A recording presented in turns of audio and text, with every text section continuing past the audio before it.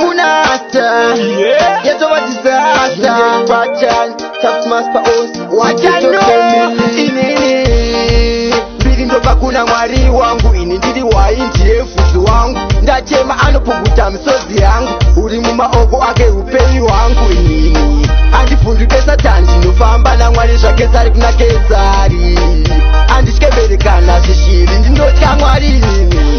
Ndakatengwa neropa raishe ndava wake zvachose. Munamore murugare nditsamwe kunyange ndifare. Ini ndakatengwa neropa raishe ndava wake zvachose.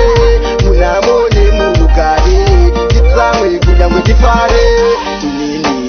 Mwana anondigonera murima mwenje anondivhenekera. Ndaronga adhiri handimbobondera ndakadzidza chitema handife ndadzorera. Paya ndanga ndanyura kandinyurura ndikwanise kuzvitsanangura zvanondiitira vengi vakatarira nzira akandivhurira. Inini ndakatengwa neropa raishe ndava wake zvachose. Munamore murugare nditsamwe kunyange ndifare. Inini ndakatengwa neropa raishe ndava wake zvachose. Munamore murugare nditsamwe kunyange ndifare.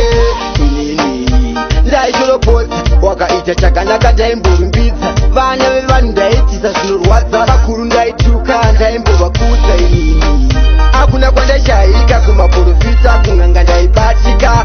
Pawa awaindishaya kungoma kwagezani kana kwamuchawa. Ndakatengwa neropa raishe ndava wake zvachose. Munamore murugare nditsamwe kunyange ndifare. Inini ndakatengwa neropa raishe ndava wake zvachose. Munamore murugare nditsamwe kunyange ndifare. Inini mwana anondigonera murima mwenje anondivhenekera. Ndaronga adhiri handimbobondera ndakadzidza chitema handife ndadzorera. Paya ndanga ndanyura kandinyurura ndikwanise kuzvitsanangura zvanondiitira vengi vakatarira nzira akandivhurira. Inini ndakatengwa neropa raishe ndava wake zvachose. Munamore murugare nditsamwe kunyange ndifare. Inini ndakatengwa neropa raishe ndava wake zvachose. Munamore murugare nditsamwe kunyange ndifare.